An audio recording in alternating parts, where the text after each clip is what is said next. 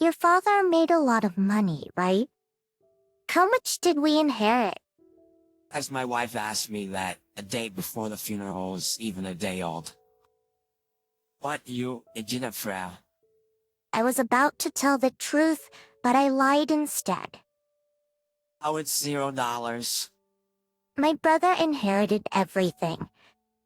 When I said that, my wife laughed and made a surprising remark. I knew it. Then I'm going to leave you for your brother David. He's cooler than you, has more money than you, so it's only natural. Besides, we're already in love. Okay, then do what you want. My name is Kevin, and I'm a regular office worker. My wife, Jennifer, and I have been married for 2 years. I met Jennifer when she was newly assigned to a client I was working with. She's younger than me, but she's well-spoken and cool, and I fell in love with her the first time I met her. Then, as soon as we worked together a few times, we grew closer and I confessed to Jennifer my feelings, and we started to date. A year after we started dating, we got married. Aching. Now, we're leading a somewhat happily married life. But compared to my past self, I think it's quite a miracle that I have built such a happy family. I wasn't always cared for by my mother at home. My mother loved my younger brother, David, more than me. I think it is common for the youngest child to be loved, but my home was quite different. My mother really doted on my younger brother. As a result, I was completely neglected. When my brother was still small, my mother played with him, and I always played alone, so it felt really lonely. It was good on holidays when my father was home and took care of me, but on weekdays, my father was always busy with work and came home late, so I was always left alone and felt really lonely. My brother was objectively quite good-looking, so when my mother walked outside with him, she was often approached by people who said he was a cute little boy, and my mother would always look very pleased with herself. And so my mother always bought new clothes and toys, only for my younger brother. As my brother and I grew up, my mother doted on him even more as he got better and better looking. The meals served on the table were more luxurious for my younger brother, and when my father couldn't make it home before the last train because of overtime, she would go out to eat just with him. And my brother was not only good-looking, he was also a good student. That was another reason why my mother doted on my brother. I, on the other hand, have an average face and got just average grades. My mother didn't send me to college when I was a senior in high school because she said it was a waste of money to pay tuition for an average person like me. Father asked me if I wanted to go to college, but my mother arbitrarily said that I don't have any aspirations to go to college, so I had no choice but to graduate from high school and then get a job. At the time, I was longing for campus life, so it was a real shock. But looking back, I'm grateful because the situation ultimately led me to work at the company I joined at the time. By the way, my younger brother was naturally sent to a private university, so when I left home to start working, I was told that I had to repay this debt as well as repay my father by sending money home. But every time I visited my hometown, I would see my mother and younger brother wearing expensive bags and accessories, so I think my financial contributions may have been wasted. After getting a job, I experienced many things as a working adult and gained some emotional stability. Even after seeing my mother continue to dote on my younger brother, I barely gave it a second thought and simply thought, here we go again. Instead, when I visited home, I cherished the time with my father and often had conversations with him. Since I'm old enough to drink alcohol, I often had evening drinks with my father and sometimes went drinking after work. My father seemed happy that I was making time for him. David is always attached to his mother and she always spoils him, so he likes your mother even more than me. Dad was very open with me and always treated David and me equally.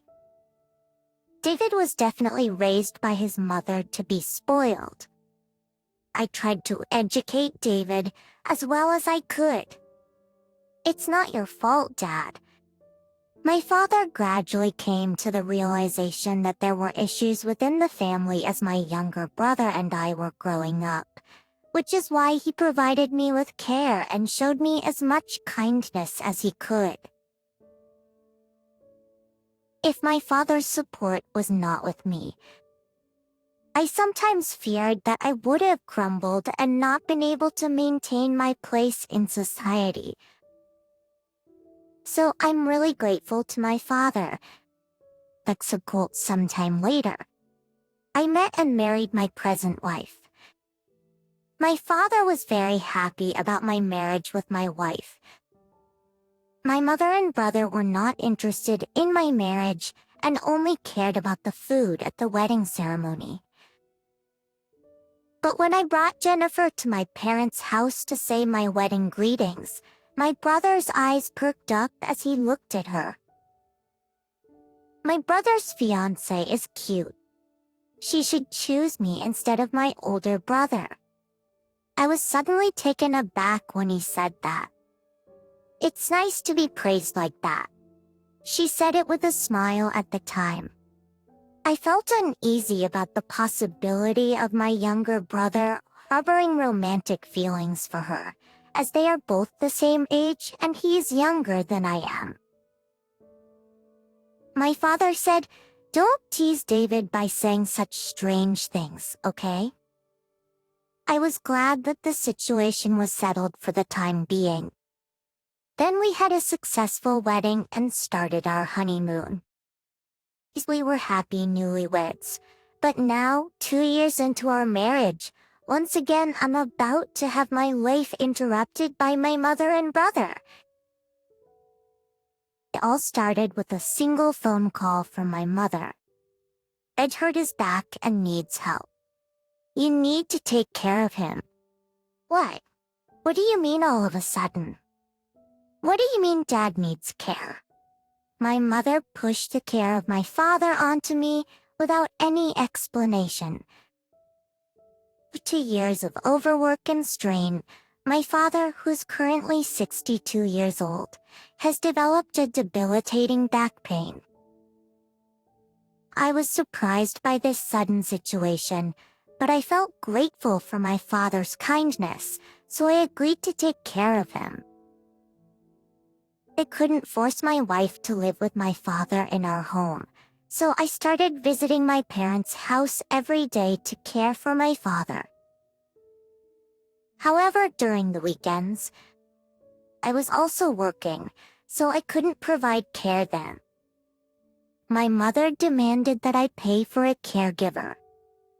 I wondered why I had to bear such a burden, but if I didn't do that, it seemed that my mother and brother would just outright abandon my father, so I reluctantly bore the burden.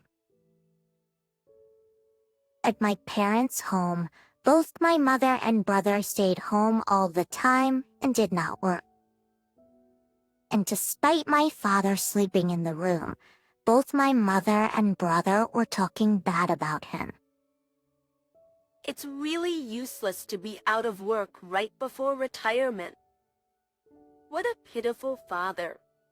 he was only good at earning money. The comment that my father was good only for his money. I felt nothing but disgust at this comment. I wondered how they could say that with such impunity. Even though I felt bad, I worked hard every day to go to my parents' house to take care of my father. My father said he was really sorry to me and looked very apologetic. My father didn't do anything wrong, so he didn't have anything to worry about. While tending to my father, I had the opportunity for one-on-one conversations with him as my mother and brother kept their distance. This was the only opportunity for me to connect with my father and escape the worries of my mother and brother. My father's condition worsened and he had to be hospitalized. From then on, I spent many days going to the hospital to visit him. My mother and brother didn't visit him even once. I was appalled, but I didn't want to run into my mother or brother in the hospital room. I thought that avoiding them would make me feel better. A year later, my father passed away without recovering from his illness. I barely made it to the hospital in time to see my father's last moments. I said goodbye to my father and wished him a good rest. After the funeral was over, I got a call from a lawyer who my father had hired. I went to the lawyer's office, where I was shown my father's will. But to my amazement, I was left with a $3 million inheritance by my father. But my mother and brother would only receive the remainder of his estate. In addition to the will, there was a letter to me in which he thanked me for all the good I had done for him and for taking care of him. And he also wrote an apology for making me feel lonely when he was busy with work and was not able to protect me from my mother and brother. I burst into tears. My father took good care of me. It's because of my father that I'm able to live like I do today. After looking at the will, I went to my parents' house to organize his belongings. Then my mother and brother looked at me with death glares. I asked them if they wanted to get rid of my father's belongings as soon as possible, and my brother said he needed to talk to me first. I have no intention of giving you a penny of my inheritance. Your father left a will.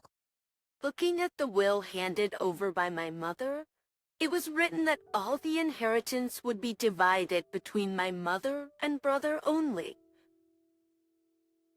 However, the will was written completely in my mother's handwriting, so it must have been a forgery. I couldn't help but marvel at that. My mother and brother must have felt shocked that they hadn't received any of the inheritance. While smiling regretfully, I said, "It's just how things are. There's nothing that could have been done." I wonder if they were just extremely cowardly people. That I don't want to give the ones who treated my father so carelessly a second thought. I focused on sorting through my father's belongings and then quickly went home. When I got home, my wife immediately rushed to my side. I was wondering what it was for, and then my wife opened her mouth and said this, "Your father made a lot of money, right?" How much did we inherit? My wife asked me that question not long after the funeral was over. I was about to tell the truth, but I suddenly lied. I had a bad feeling, and that hunch was spot on. $1,000. My brother inherited everything. When I said that, my wife laughed and made a surprising remark. I knew it. Then I'm going to leave you for your brother. David, Oh, wait. He's cooler than you, has more money than you, so it's only natural. besides, we're already in love. If that's what you like. My wife was apparently having an affair with my brother. But I had my suspicions. Catch me whenever I went to care for my father. For some reason, my wife used to come along too.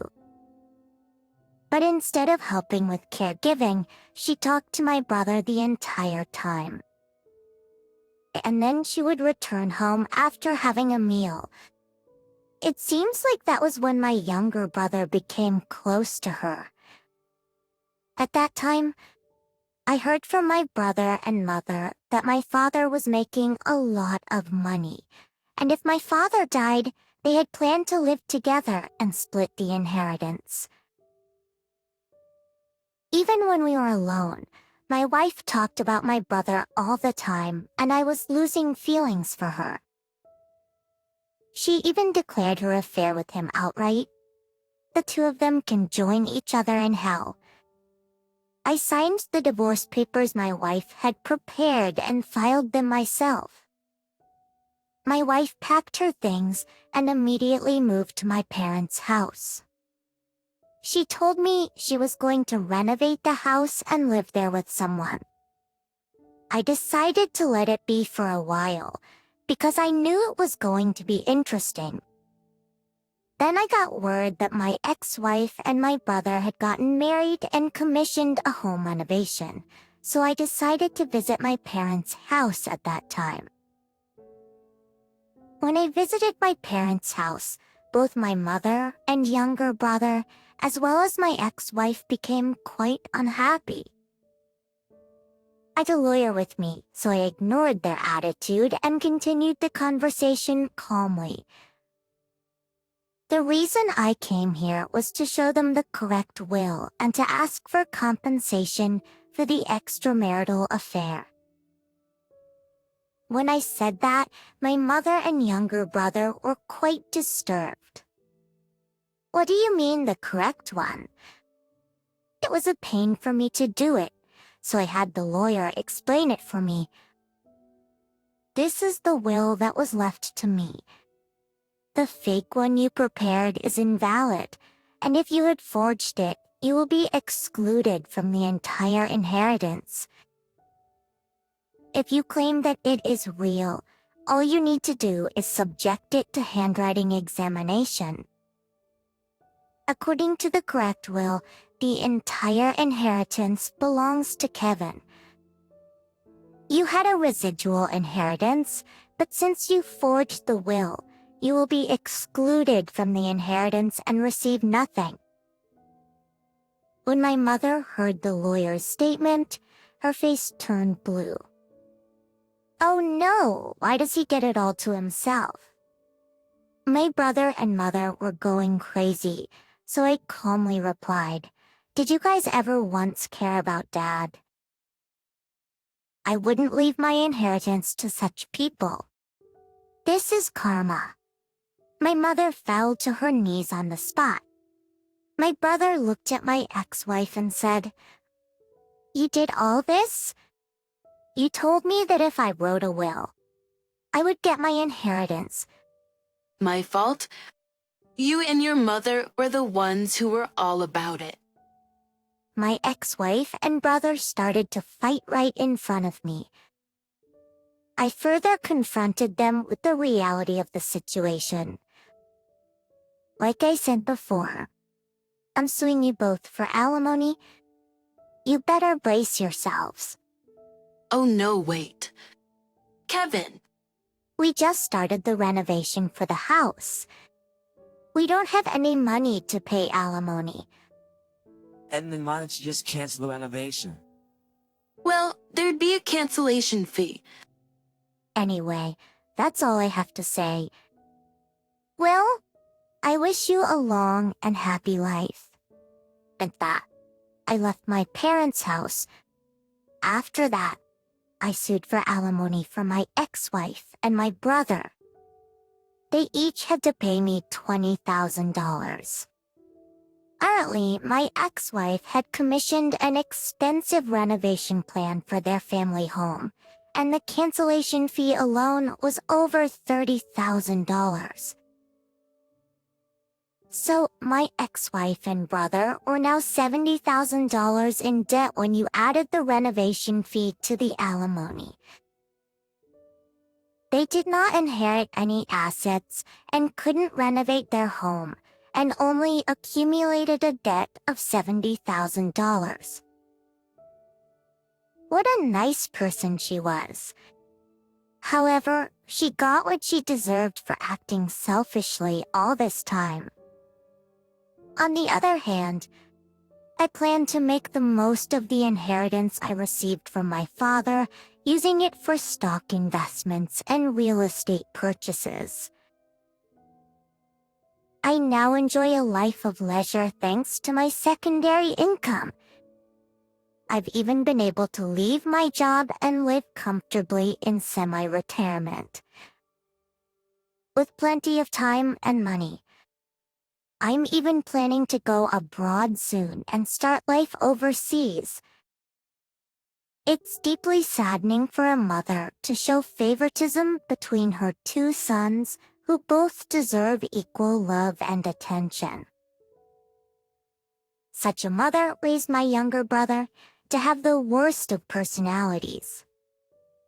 It's good that the villains all fell in the end, but it's also good that the protagonist was able to retire semi-permanently.